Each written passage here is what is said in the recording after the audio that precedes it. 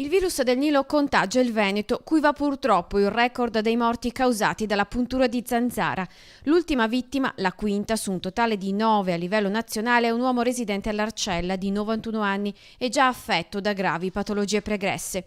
Il bollettino diramato dalla regione conferma 105 casi di infezione da virus di West Nile, trasmesso dalla zanzara Culex pipiens. 34 evoluti nella forma neuroinvasiva, con 5 decessi, tutti avvenuti però in persone anziane o malati cronici. L'80% dei casi è perfettamente asintomatica l'infezione.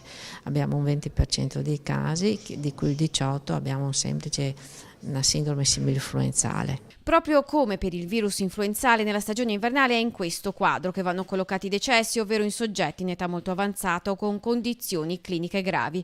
La provincia con più casi è Padova, 43 totali con 34 forme febbrili e 9 neuroinvasive, seguita da Rovigo, Verona, Venezia, Treviso e quindi Vicenza. In questo momento storico chi ha questo tipo di stomatologia, che in altri contesti, in altre estate veniva sottovalutata con il classico colpo di freddo e basta, adesso si va a pensare anche a questa possibilità ed è corretto che sia questo. L'aumento dei contagi è notevole, erano 84 casi il 14 agosto, si è passati a 105 una settimana dopo, con un incremento del 25% in appena 7 giorni.